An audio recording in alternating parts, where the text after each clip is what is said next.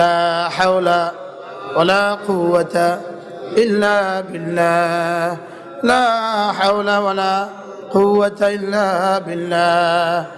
এর অর্থ যেন হলো, আল্লাহ আমি মসজিদে যাওয়ার ক্ষমতা নাই আপনার তৌফিক ছাড়া, আমি মসজিদ থেকে আবার ঘরে ফেরার ক্ষমতা নাই আপনার দেওয়া তৌফিক ছাড়া। আল্লাহ আমি না কোনো ইবাদত করার সুযোগ আমার নাই আপনার দেওয়া তৌফিক ছাড়া। আপনি যদি তৌফিক না দেন আমি জিকির করতে পারবো না, আপনি যদি তৌফিক না দেন আমি কোরআন কারীমের তেলাওয়াত পারবো না, আপনি যদি তৌফিক না দেন আমার সুস্থ থাকার কোনো সুযোগ নাই, আপনি যদি তৌফিক না দেন আমার সন্তান হবে না, আপনি যদি তৌফিক না দেন আমার সন্তানগুলো আলেম হবে না। আল্লাহ আল্লাহ লা হাওলা ওয়ালা কুওয়াতা ইল্লা বিল্লাহ, লা হাওলা ওয়ালা কুওয়াতা ইল্লা বিল্লাহ। একটা তাবিজ দিচ্ছি আপনাদেরকে, যাদের সন্তান হয় না, যাদের কি হয় না বলেন, সন্তান হয় না, প্রতিদিন প্রতি রাত ভোর রাত্রে উঠে যদি আপনি 100 বার কালিমা তয়্যিবা পড়তে পারেন, 100 বার দুরূদ শরীফ পড়তে পারেন, 100 বার ইস্তিগফার পড়তে পারেন, লা হাওলা ওয়ালা কুওয়াতা ইল্লা বিল্লাহ 100 বার পড়তে পারেন, 40 দিন আমলটা করে দেখেন, 40 দিন পরে আমাকে ফোন করবেন, হুজুর আলহামদুলিল্লাহ আমার স্ত্রীর পেটে সন্তান এসে গেছে। আমি দৃঢ়তার সাথে তাবিজ দিচ্ছি। একজনও খুশি হলো না। সব জোয়ান বিয়েই করেন। তোমার চাকরি হয় না, তুমি 40 দিনে 4টা আমল করে দেখো। 40 দিন তুমি ভোর রাত্রে উঠো, 2 রাকাত নামাজ পড়ো, 100 বার কালিমা তয়্যিবা, 100 বার দুরূদ শরীফ, 100 বার ইস্তিগফার, 100 বার লা হাওলা ওয়ালা কুওয়াতা ইল্লা বিল্লাহ। তুমি 40টা দিন করে দেখো, 40 দিন তুমি ফোন করবা, হুজুর আমার চাকরি হয়ে গেছে। তো তাবিজ দিয়ে দিলাম আজকে আতা করা বাসী কি নিবেন? তাবিজ নিবেন?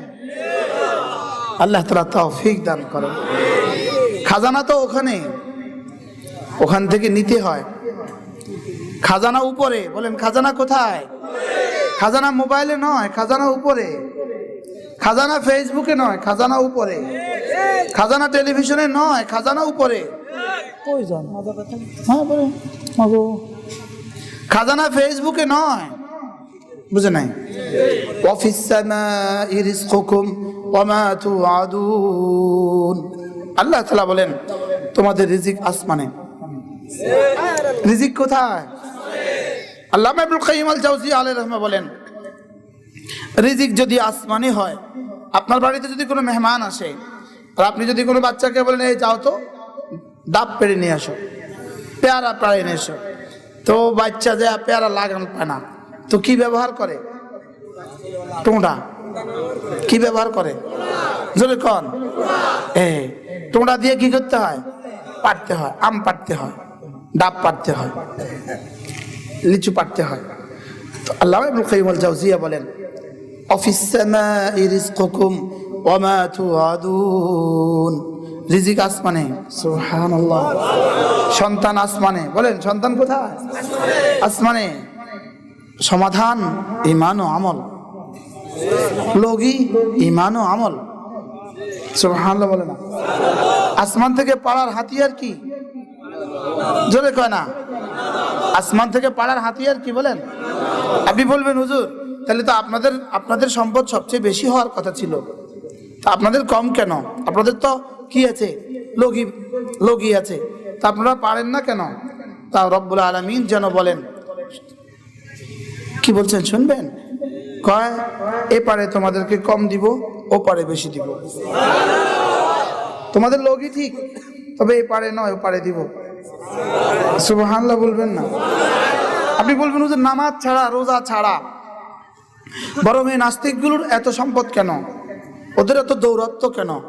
উত্তর হলো ওই যে মাওলানা একটু আগে বললেন, উত্তর হলো ইঁদুরকে খাবার দেওয়ার মতো।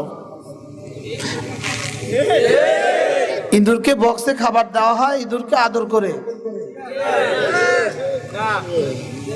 ইঁদুরকে আদর করে খাবার দেয়। ইঁদুরকে এত সুন্দর করে খাবার দিছে কি লিগা? জোরে কন। মারার লেগা না আদর করার লেগা? নামাজ না পড়া সত্ত্বেও, রোজা না রাখা সত্ত্বেও মাল বাড়া, এটা আল্লাহ তাআলার পক্ষ থেকে বিপজ্জনক পরীক্ষা। এটা আল্লাহ তাআলার পক্ষ থেকে কি বিপজ্জনক পরীক্ষা। মাল না দেওয়ার পরীক্ষা থেকে মাল দেওয়ার পরীক্ষা জঘন্য। মাল না দিয়ে যে পরীক্ষা হয়, এই পরীক্ষায় মানুষ টিকে, এই মানুষ টিকে যায়, এই পরীক্ষা মানুষ আল্লাহমুখী হয়ে যায়। লেকিন গুনাহ সত্ত্বেও, নাফরমানি সত্ত্বেও যদি মালের বৃষ্টি বর্ষিত হয়, এটা নিশ্চিতভাবে জেনে রাখেন এটা আল্লাহ তাআলার পক্ষ থেকে ঢিল দেওয়া। এটা আল্লাহ তাআলার পক্ষ থেকে কি দেওয়া? ঢিল দেওয়া। বলেন কি বলছি বলেন? আল্লাহ তাআলার পক্ষ থেকে কি দেওয়া? ঢিল দেওয়া। এই জন্য নাফরমানি সত্ত্বেও মাল বাড়তে থাকা, বাড়তে থাকা, বাড়তে থাকা, নাফরমানি সত্ত্বেও ইজ্জত বাড়তে থাকা, নাফরমানি সত্ত্বেও ক্ষমতা বাড়তে থাকা, নাফরমানি সত্ত্বেও সম্পদ বাড়তে থাকা, এটা বিপজ্জনক পরীক্ষা। লিনাফতিনাহুম ফি, রব্বুল আলামিন বলেন লিনাফতিনাহুম ফি, এটা কেন দিয়েছি জানো? শুধুই ওকে পরীক্ষা করার জন্য।